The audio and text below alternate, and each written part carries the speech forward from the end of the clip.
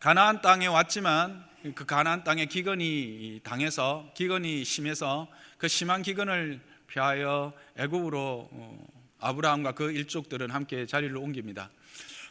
그 과정 가운데 아직도 세상의 때를 다 벗지 못하고 세상의 방법과 세상의 습관을 쫓아서 자기 스스로를 보호하려고 작은 거짓말을 행합니다. 그러나 그것이 오히려 이방 사람들로 하여금 하나님의 백성을 책하게 하는, 즉 하나님의 백성이 이방인으로부터 책망을 받는 그런 일이 되어졌죠. 그럼에도 불구하고 그 하나님은 그 백성을 그곳에서도 지키시고 오히려 복 주셔서 많은 가축과 은과 금을 가지고 그 땅을 나오게 하십니다. 그런데 나올 때의 모습이 오늘 이제 우리가 발견하게 되는데 그냥 쉽게 나온 것 같지는 않습니다. 읽지는 않았지만 12장 19절과 20절에 보면 바로가 이제 데려가라, 마지막 절에 20절에 보면 소유를 보내었더라 이렇게 되어 있습니다. 이 말은 추방당했다라는 겁니다. 아브라함과 그 일족이 추방당합니다. 보통 추방을 당하면 재산은 몰수를 하죠. 그런데 하나님께서 미리 바로에게 말씀하셨기 때문에 모든 것들을 그대로 가지고 추방을 당하게 되었습니다. 갑자기 당한 일입니다. 당황스럽겠죠. 어떻게 할지 모르고 길을 잃은 상태라 할 수가 있을 것입니다. 어디로 가야 할까 고민하게 됩니다. 그런데 아브라함은 어디로 갔을까요? 우리가 예상하는 것처럼 다시 가나안으로 들어갑니다. 네게브라고 하는 지역으로 갔다고 성경은 이야기합니다. 이 네게브가 어디며 베델이 어디고 아이가 어딘가 여러분 잘 모르시겠죠? 그래서 성경을 볼 때 이 지도를 하나 머리에 딱 놓고 보면 참 유익합니다. 지도 한번 보여주시겠어요? 네게브 시나이 반도, 요즘 말하면 시나이 반도 입구입니다. 네게브라고 하는 곳은 이제 가나안의 초입이다라고 생각하면 됩니다. 애굽에서 들어갈 때 이집트에서 들어갈 때 팔레스틴 지역으로 들어갈 때 초입이다라고 할 수 있습니다. 즉 가나안을 향해 갔다라는 것이죠. 그런데 거기에 머물러 있지 않았습니다. 어디까지 가게 되냐면 베델과 아이 사이에까지 올라갑니다. 쭉 따라 올라가서 베델과 아이 사이에서 다시 이 장막을 치는데 그곳은 그들이 가나안 땅에 와서 가장 먼저 처음 제단을 쌓았던 곳이었습니다. 거기서 그가 하나님의 이름을 불렀다고 본문은 우리에게 전하고 있습니다. 여러분 이 본문을 읽으면서 아브라함이니까 당연히 그래 믿음의 조상인데 라고 이제 우리는 생각할 수 있습니다. 그러나 조금 생각해 보면 조금 문제가 달라지는 것 같습니다. 즉 성경도 그걸 조금 은연중에 이야기하는 것 같습니다.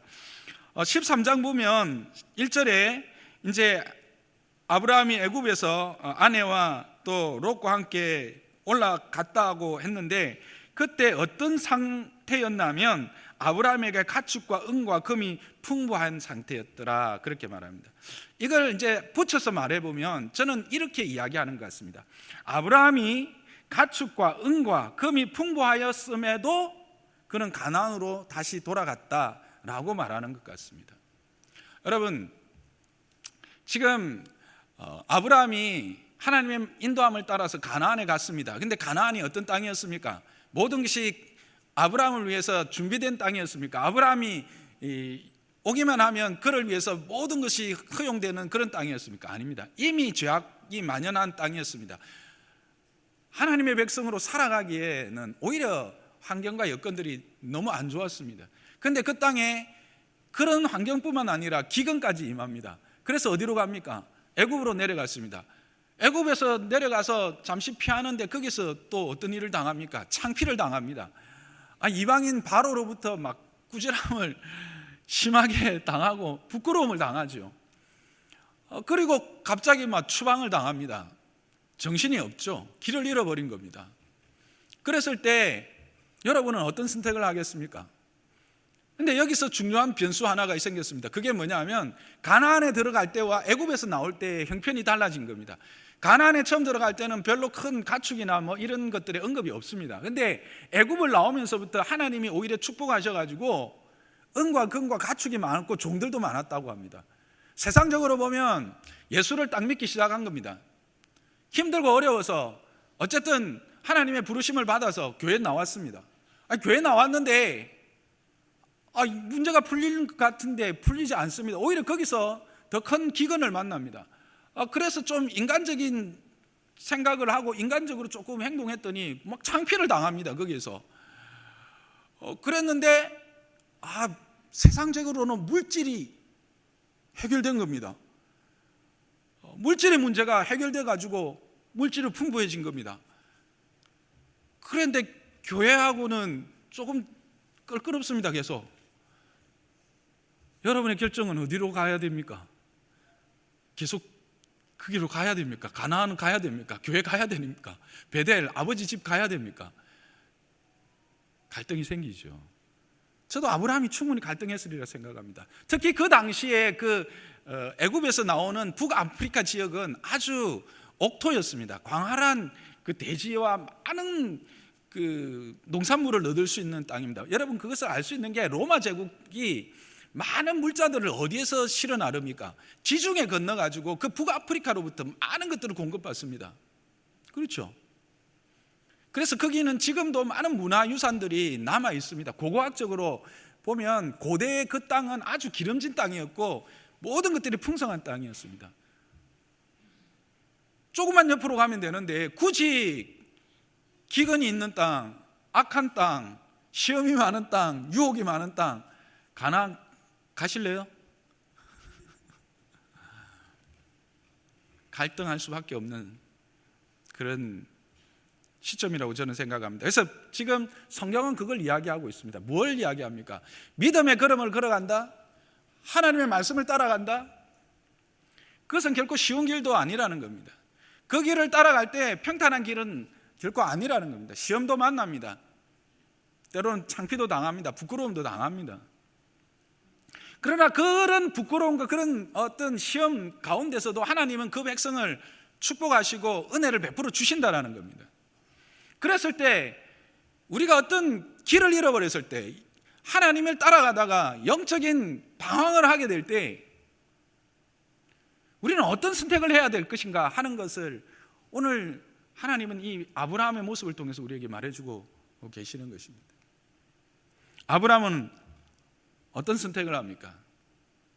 그럼에도 불구하고 가나안으로 들어갑니다. 그런데 이 과정에서 말입니다, 하나님의 개입이 없는 것을 보게 됩니다. 우리는 아브라함의 여정에서 어떨 때는 하나님께서 구체적으로 개입하셔서 가라, 남으라, 뭐 이렇게 해라, 저렇게 해라 말씀을 하시죠. 근데 어떤 부분에서는 전혀 그런 개입이 없는 부분을 발견하게 됩니다. 이 부분이 그런 것 같습니다. 이 부분에서는 아브라함의 전적인 개인적인 그 선택입니다.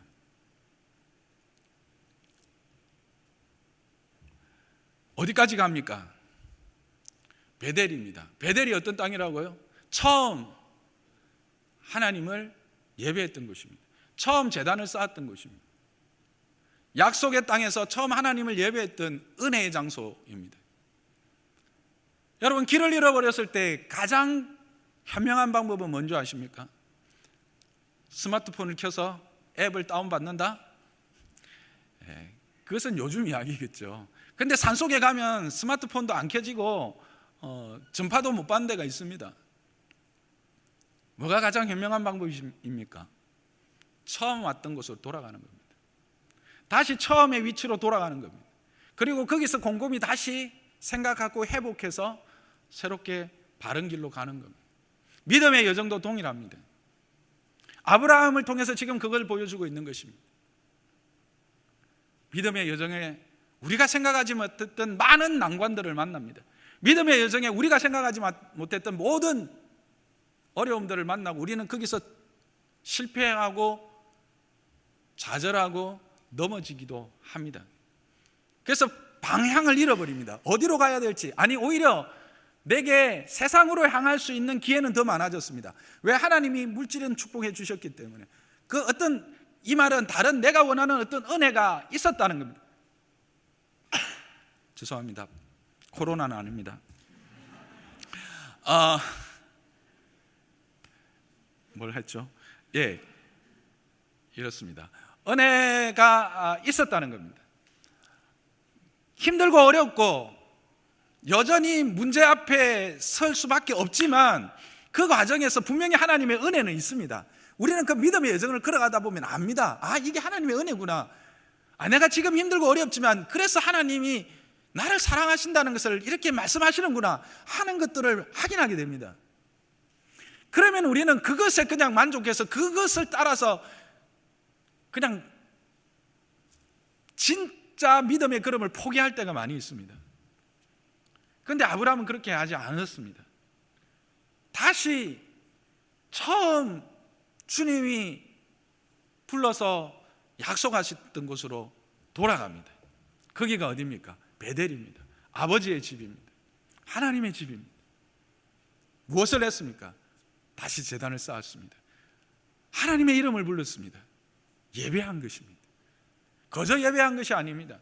여기서 하나님의 이름을 불렀다는 것은 하나님에게 자신을 전적으로 의탁하고 그분의 도움을 구하며 그분 앞에 완전히 굴복했다라는 것입니다. 하나님이 아니면, 주님의 은혜가 아니면, 주님의 인도하심이 아니면 살아갈 수 없다는 것을 철저하게 고백했고 확인하면서 고백하고 이제 그 은혜를 구하는 그런 모습을 보여줍니다. 거기서 회복이 일어난 것입니다. 이후에 일어나는 이 롯과의 관계 정리를 하고 이 관계를 갈등을 해결하는 데 있어서 그와 같은 믿음의 모습을 보여줄 수 있었던 힘은 어디 있었을까요? 바로 여기에 있다고 저는 생각합니다. 이 순서가 거꾸로 됐다면 어떻게 됐을까요? 완전히 풍지박산 났을 것입니다. 근데 아브라함이 먼저 거기에서 은혜를 회복한 것입니다. 믿음을 회복한 것입니다. 은혜를 채운 것입니다.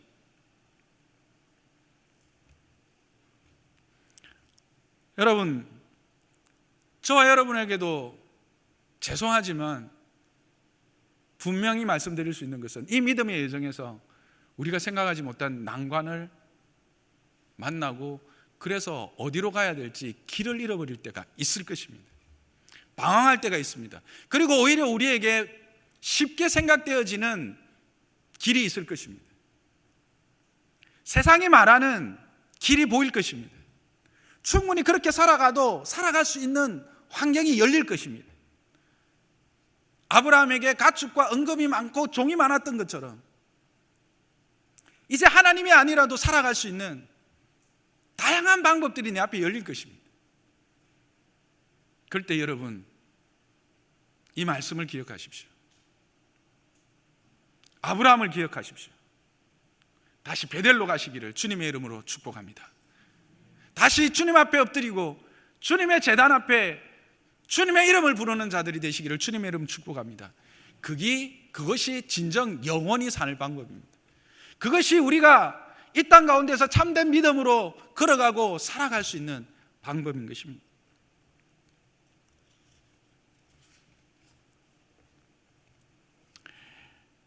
그렇게 하나님 앞에 섰을 때 이제 믿음도 자랐고 이제 하나님의 은혜를 다시 회복했기 때문에 또 무슨 시험이 있겠나 생각했는데 또 있습니다. 아브라함이 믿음의 조상이 되었던 이유를 저는 이 창세기에서 쭉 가고 특히 아브라함을 묵상하면서 그 하나하나를 극복해내고 배워가는 과정을 통해서 왜 그 사람이 믿음의 조상이 된 줄을 알게 하십니다. 처음부터 믿음의 조상이 아닙니다. 갈대아 우르를 떠난 것이 믿음의 조상의 모든 것이 아닙니다. 우리가 계속 확인하듯이 환경과 그 이방 세계에서 우리의 삶의 자세들, 우리에서의 실패뿐만 아니라 믿음의 여정을 걸어갈 때 반드시 부닥치는 문제가 갈등의 문제입니다. 오늘 이 롯과 아브라함을 통해서 그것을 보여줍니다. 갈등입니다. 그런데 이것을 우리가 해석할 때 우리가 쉽게 또 많이 들었던 것은 믿음의 사람 아브라함과 믿음 없는 사람 롯의 선택에 대한 이야기로 합니다. 그런데 저는 이 말씀을 조금 읽고 다른 책들을 좀 읽어보면서 과연 롯이 믿음이 없다라는 증거가 뭐지? 물론 이제 눈에 보이는 것을 선택했다라고 하는 것도 있을 수 있지만 이 부분은 제가 다음 주에 조금 더 깊이 묵상해서 나누도록 하겠습니다. 오히려 성경을 보면 롯을 믿음의 사람으로 보고 있습니다. 그것도 아브라함과 같은 하나님의 말씀을 따라 가나안까지 온 사람으로 묘사하고 있다라고 하는 사실입니다. 창세기 11장 31절을 보십시오. 여러분 그냥 성경책이 있으니까 그대로 가봅니다. 거기 31절에 보면 데라, 즉 아브라함의 아버지입니다. 데라가 갈대아 우르를 떠날 때에 같이 동행한 가족들의 이름을 적고 있습니다. 거기 보면 아브라함과 롯과 사레만 언급되어져 있습니다. 그런데 우리가 아는 것처럼 데라의 자손에게는 라홀도 있습니다.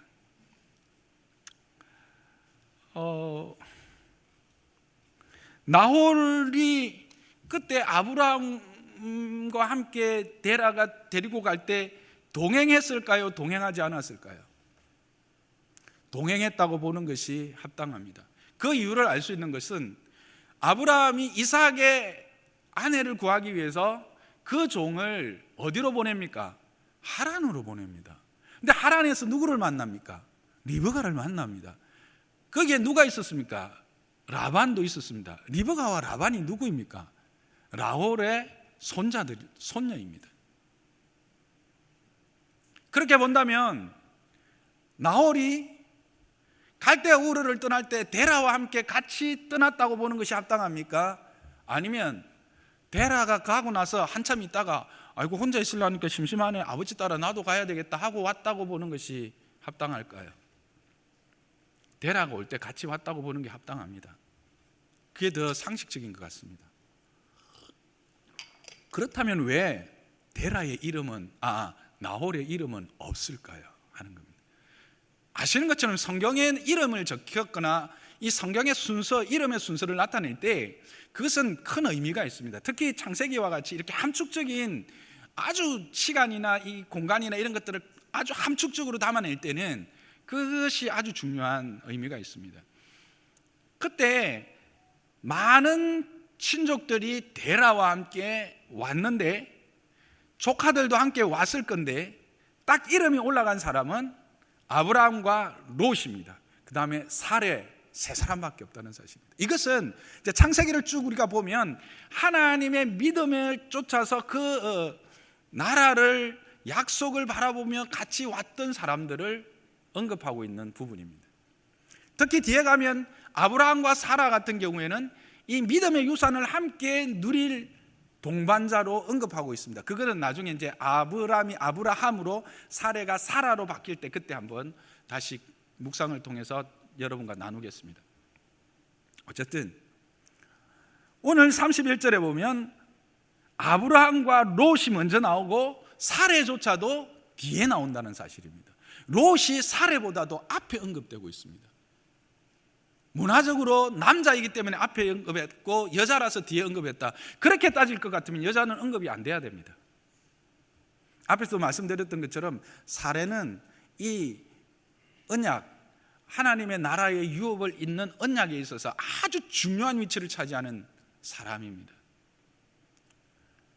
그랬는데 그 사레보다 롯이 앞에 언급되어져 있다라고 하는 사실은 이 롯의 동행이 그저 생존을 위해서 함께 온 것은 아니다라고 하는 사실입니다. 그것을 더 뒷받침해주고 지지해주는 것은 12장 4절에 보면 롯도 그와 함께 갔다 이렇게 표현되어 있습니다. 그는 누구입니까? 아브라함과 함께 갔다는 겁니다. 그러면 여기서 롯도 그와 함께 갔다라고 할 때 행동의 주체가 롯입니까? 아니면 아브라함입니까? 롯이 스스로 그 길을 갔다는 겁니다. 롯이 선택했다는 겁니다. 무엇을? 아브라함과 동행할 것을. 아브라함과 동행한다는 의미는 믿음을 따라 살아가기를, 하나님의 말씀을 따라 살아가기를 스스로 결단했다는 것을 보여주는 부분입니다. 그 다음에 또 아브라함을 통해서도 이제 확인되는데, 오늘 본문 가운데 우리는 친족이라고 하는 본문이 나옵니다. 8절에 보시면 아브라함이 롯에게 이르되 우리는 한 친족이라 이렇게 되어 있습니다. 그 밑에 이제 여러분 관주를 보면 또 거기는 형제 이렇게 되어 있는데, 이게 단지 혈육을 나눈 형제에 대한 표현이 아닙니다. 이 표현은 운명 공동체와 같아, 너와 나는 운명 공동체다, 이렇게 말하는 의미입니다. 그런 단어적 의미가 있습니다, 이 문장이. 그러니까 지금 아브라함도 롯에 대해서 단지 그 조카, 혈육으로서의 형제와 친족에 대한 이야기가 아니라 어떤 비전 공동체, 운명 공동체로서의 긴밀한 관계를 가진 자들이다. 그래서 이것은 오히려 혈육을 뛰어넘는 하나님의 언약적 관계 안에서 하나가 된 관계다라고 하는 것을 표현하는 단어고 문장입니다. 이런 것들은 이제 저도 제가 직접 안 것은 아니고 책들을 통해서 확인한 것입니다. 그렇게 볼 때 롯이 결국 믿음이 없는 사람이다, 치부하고 그냥 믿음의 선택과 믿음 없는 사람의 선택으로 그것을 해석하기에는 본문이 조금은 부족한 것 같습니다. 이것을 지지해주는 그 말씀이 또 베드로후서 2장 7절을 보면 이렇게 되어 있습니다. 함께 읽어볼까요? 앞에 화면을 보시고 시작.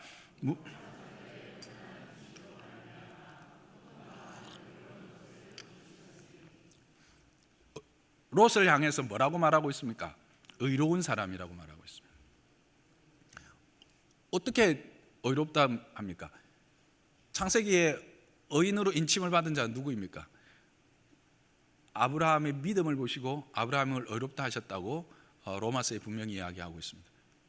믿음이 없이 의로움을 인정받을 수 없습니다. 그러니까 이게 신약에서도 지지를 받는 걸 봐서 롯은 어쨌든 거기까지는 믿음으로 말씀을 따라 갔습니다. 그 실패한 이유는 다음 주에 하겠다고 말씀을 드렸습니다. 그것은 너무 궁금해하지 마시고 여기에 집중합시다. 그렇게 본다면 이 갈등이라는 문제가 선명하게 드러납니다. 어떤 의미의 갈등인가? 동일한 믿음을 가지고 동일한 비전 안에서 함께 달려가는 사람들 사이에서도 갈등은 있을 수 있다라고 하는 사람이죠. 믿음이 없고 믿음이 있는 것 때문에 일어나는 갈등이 아니라는 사실입니다. 부부가 왜 갈등합니까? 처음부터 뜻이 달랐습니까? 바라보는 것이 달랐습니까? 자녀들하고 또 가족들끼리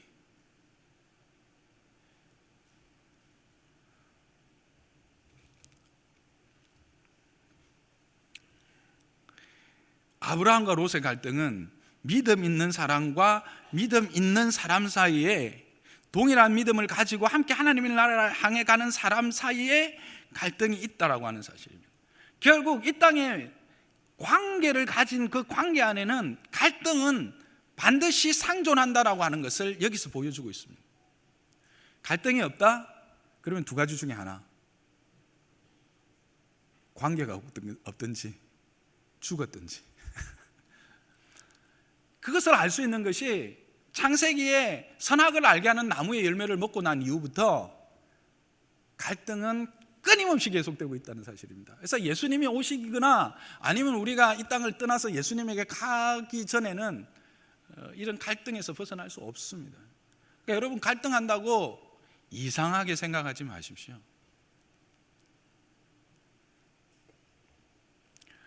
그렇다면 이제 이런 갈등들이 더 빈번하게 일어나는 이유가 뭔가, 갈등이 일어나는 이유가 뭘까를 좀 이제 보면, 앞에 말씀드렸던 관계인데, 관계 중에서도 이 갈등들이 깊어지거나 많아지는 것은 가까이 있었기 때문에 그렇습니다. 가까이 있으면 가까이 있을수록 이 갈등은 많아지고 깊어질 수 있는 가능성이 있다라는 겁니다. 아브라함과 롯이 멀리 떨어져 있었으면, 따로따로 있었으면 갈등했겠습니까? 아닙니다. 같이 있었기 때문에 그렇습니다. 그래서 보면 부부 사이, 자녀 사이, 가족과 친족 사이, 어떤 공동체 안에서 서로 조금 믿음과 신뢰를 줬다고 해서 가까워졌다고 하는 사이에서 갈등들이 발생하게 됩니다. 갈등이 있습니까? 내가 그 사람하고 뭔가 깊은 은밀한 관계가 맺어졌구나 생각하시면 됩니다. 관계가 있음을 감사하세요.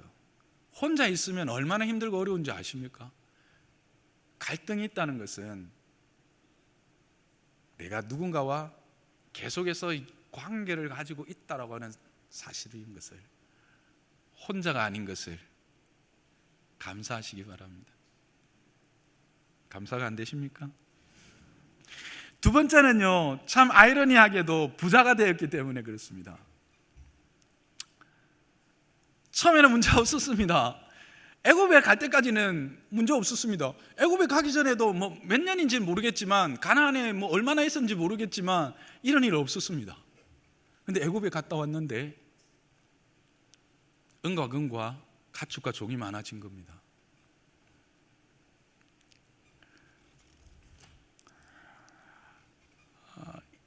어떤 앞에도 말했듯이 믿음의 여정 가운데 우리의 부족함과 연약함 가운데서도 하나님은 우리를 축복하셔서 은혜를 주시는 부분이 있습니다. 그런 은혜를 주시는 부분이 때로는 갈등의 요인이 될 수 있다는 사실입니다. 그 부요함이 갈등의 요인이 될 수 있다는 사실입니다. 소유가 많아지니까 땅이 좁아졌고, 가축이 많아지니까 더 넓고 좋은 목초지가 필요했던 것입니다. 그래서 우리가 1차적으로 적용해 보면 믿음의 여정에서 이 물질의 축복이 마냥 좋은 것만은 아니다는 사실을 우리는 알아야 합니다. 이게 듣고 이게 뭔가 잘못되는 거 아니야? 넌 그거 문제 때문에 지금 제일 급한데 하나님이 그거 해결해 주셔야 되는데 이거 좀 실망스럽네 하고 힘이 빠지실 분 계십니까? 힘 빠지지 마십시오. 하나님이 은혜를 주십니다. 그래서 하나님이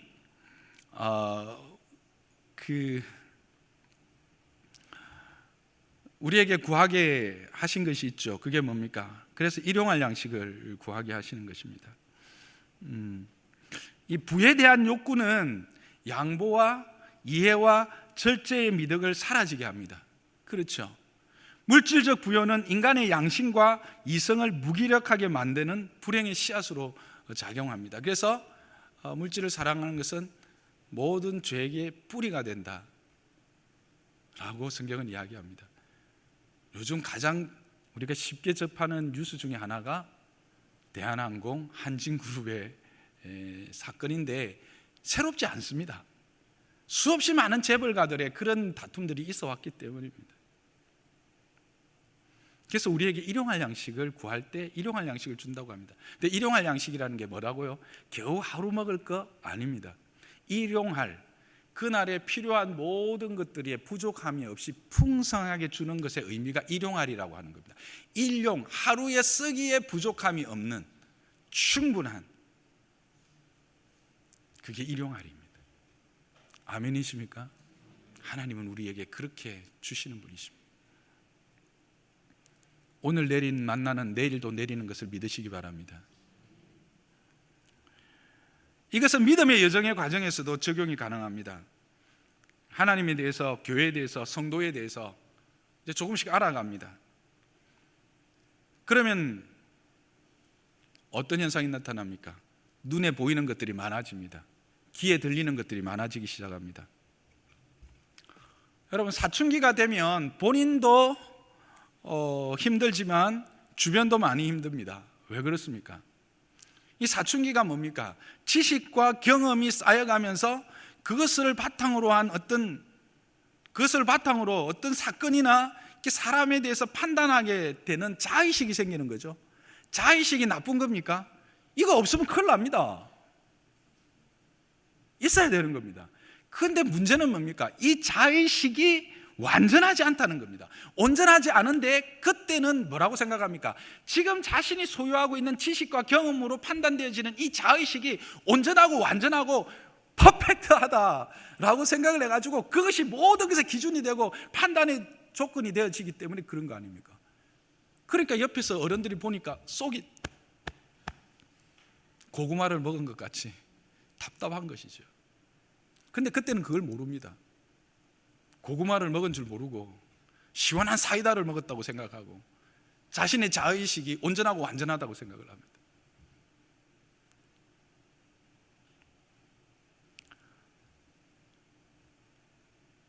그래서 우리가 이 믿음의 여정의 과정에서도 이것을 분명히 깨달아 알고 늘 우리는 겸손해야 합니다. 그래서 예수님이 하신 말씀이 있습니다. 뭐라고 하십니까? 비판받지 않으려거든 비판하지 말라. 왜? 우리는 아직 완성에 이르지 못했기 때문에 그렇습니다. 헤아림을 받지 않으려거든 뭐 하지 말라? 헤아리지 말라. 왜? 우리는 온전함에 아직 이르지 못했기 때문에 그렇습니다. 자라나는 과정이 있기 때문에 그렇습니다. 어떻게 해야 합니까? 형제의 눈 속에 있는 티를 빼어주기 전에 내 눈 속에 있는 들보를 먼저 빼는 것이 중요하다는 겁니다. 근데 들보가 빠질까요? 죄송하지만 그 큰 들보가 눈 안에 들어가 있는데 그게 빠지겠습니까?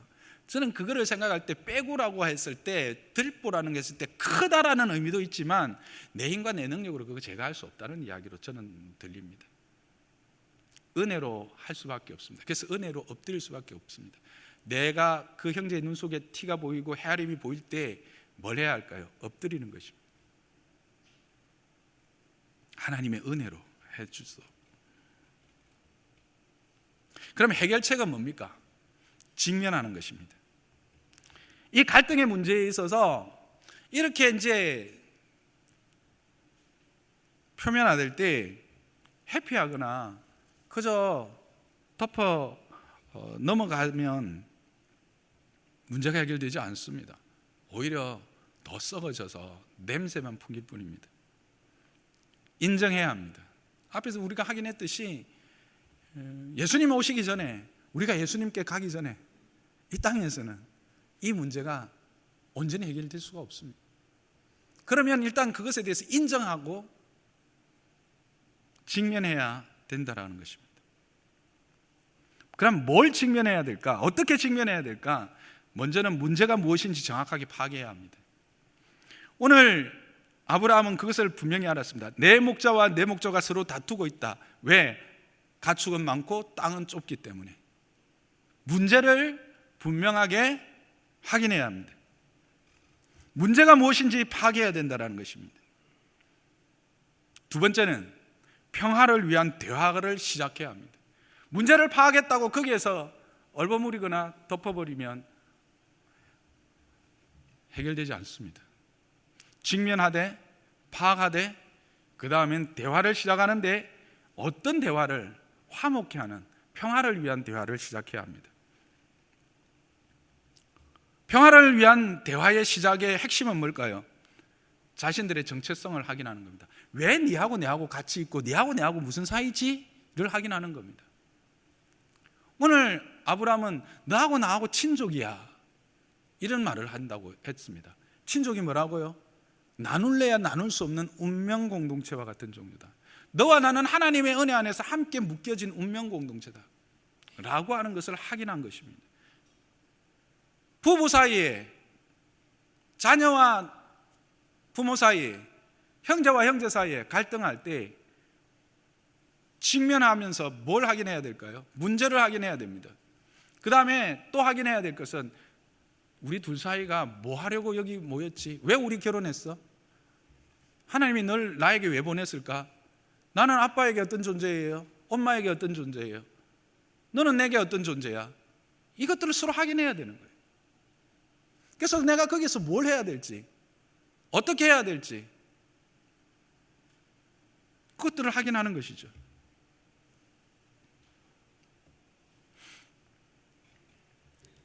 근데 이것들이 이제 쉽지가 않은 거예요. 힘들어요. 많은 에너지가 소요해요. 그래서 무관심하거나 위장된 평화로 그냥 넘어가려고 해요. 지금 상담 심리학을 하는 게 아니고요. 성경이 지금 보여주고 있는 것을 제가 말씀을 드리는 겁니다. 성경은 믿음의 여정에서 갈등이 있다는 것을 분명히 이야기하고 있습니다. 그리고 그 해결책을 지금 이야기하고 있는 겁니다. 심리학이 생기기 전에 성경은 다 이야기하고 있었어요. 네.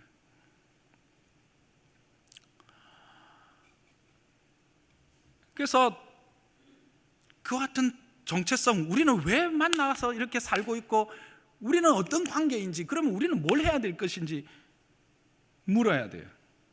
성도라면 우리가 성도가 되어서 관계로 만났으면 우리 성도의 관계 안에서 우리는 뭘 해야 될까? 우리는 교회로 불렀으면 교회 안에서 우리는 뭘 해야 될까?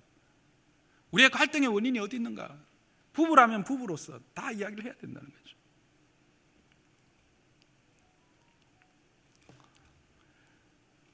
전에는 그 정도로 충분하고 감사했습니다. 내 아내가 되어준 것만으로도 너무 감사했습니다. 내 남편이 되어준 것만으로도 너무 감사했습니다. 내 아이로 태어나준 것만으로도 너무 감사했습니다. 제가 수연이를 처음에 봤을 때 와, 어떻게 그래 잘생겼는지, 지금도 잘생겼지만 와, 너무 감사했습니다.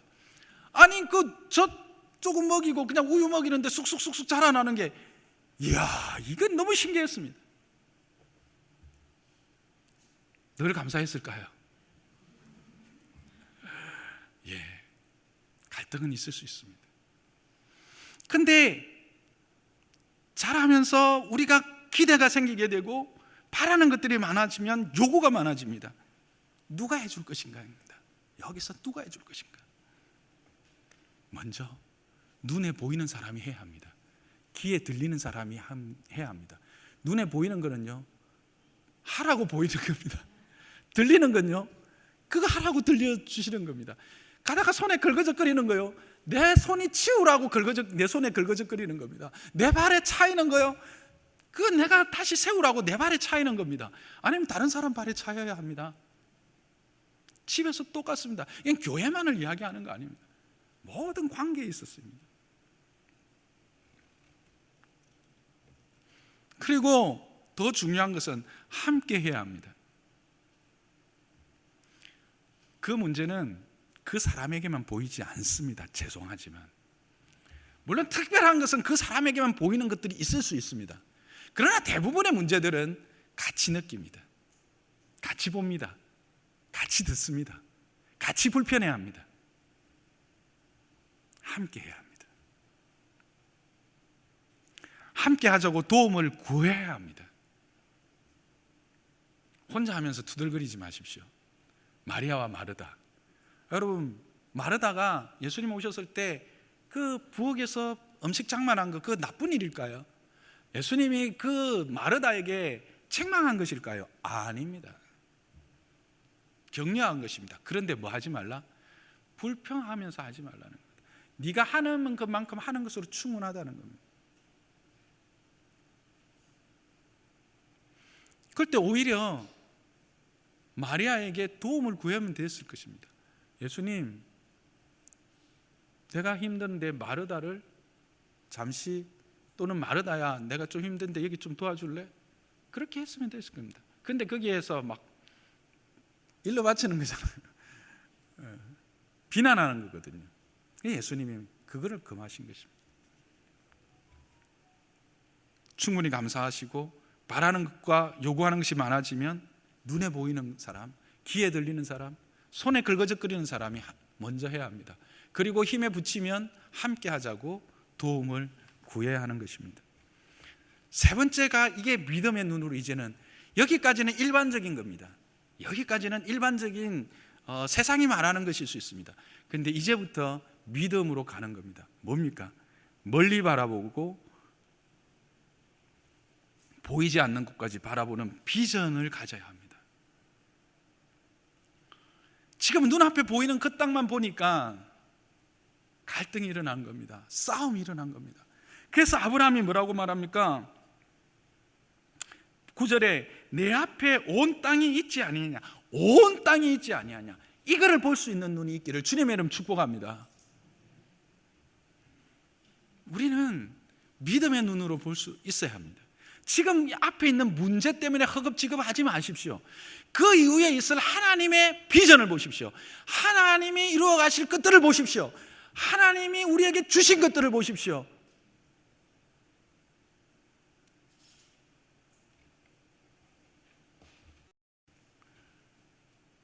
멀리 보고 넓게 보는 능력이 필요합니다.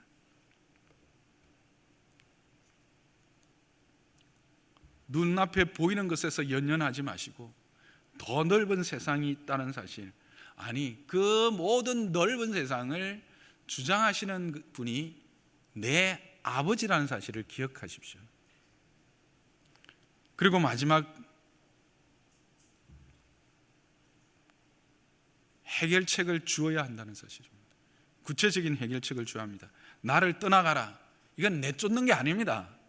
이게 말 어원이 이렇게 떠나가라 이러니까 뭐 그냥 헤어지자 이렇게 말하는 것이 아닙니다.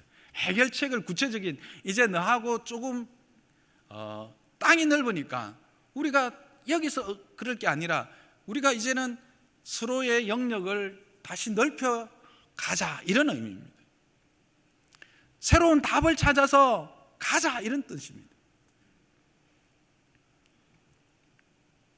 그런데 이 해결책을 제시할 때 자세가 참으로 중요합니다. 이게 또 믿음의 자세입니다. 뭡니까? 네가 우하면 나는 좌하고 네가 좌하면 내가 우할게. 이게 뭘까요? 믿음의 사람입니다. 은혜를 입었다는 것입니다.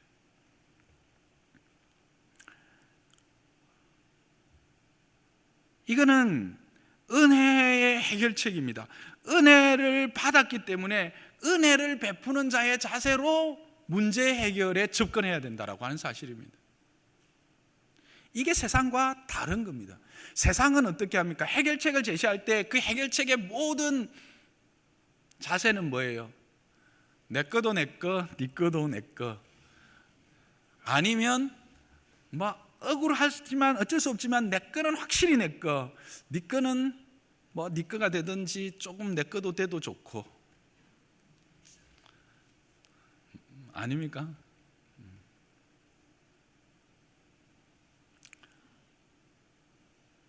그게 믿음의 사랑과 세상이 다른 겁니다. 네가 우하면 내가 좌하고, 배려입니다. 손해를 감당하겠다는 것입니다. 기득권을 주장하지 않겠다는 것입니다. 손해를 감당하고 내 몫을 주장하지 않겠다라는 것입니다. 배려입니다. 왜 그렇습니까? 왜 이렇게 할 수 있는 것입니까? 아브라함이 능력이 많아서? 지혜가 많아서? 아닙니다. 하나님이 내 하나님인 것을 아브라함은 확실히 알고 있기 때문에 그렇습니다. 우리가 세상에 살아갈 때 또 우리 관계 가운데 갈등하고 힘들어하는 순간들이 많이 있습니다. 최종적으로 우리는 그 문제 앞에 섰을 때 어떤 자세여야 할까요? 은혜를 베푸는 자의 자세가 되어져야 합니다. 왜 그렇습니까? 우리가 은혜를 이미 입었기 때문에 그렇습니다. 그리고 우리를 책임지시는 이시는 하나님이시기 때문에 그렇습니다. 그래서 우리는 당당한 것입니다. 얼마나 멋있습니까? 이게 아브라함이 이제 하나님의 백성으로 조금씩 자라난 모습을 보여주는 겁니다. 믿음의 성장과 성숙으로 가는 모습을 보여주는 것입니다.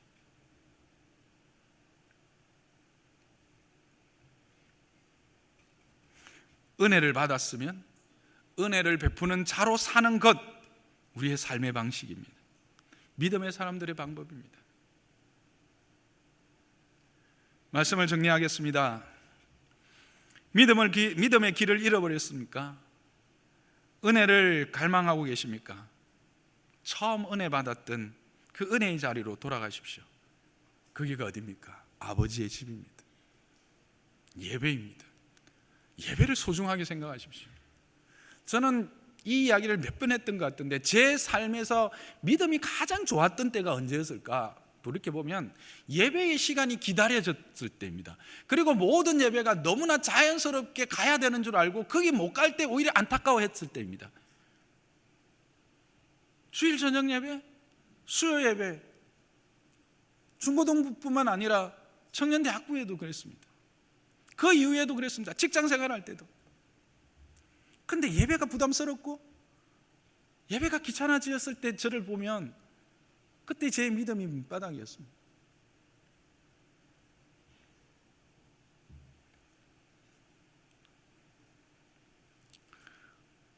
그럼에도 불구하고 관계 안에서의 갈등의 문제들은 발생한다라고 하는 사실을 기억하십시오. 근데 그 갈등조차도 해결할 방법을 주셨습니다. 지혜를 주셨습니다. 직면하십시오. 판단하고 정죄하려 하지 마시고 문제를 정확히 파악하고 화해를 위한 대화를 시작하십시오. 함께 하십시오.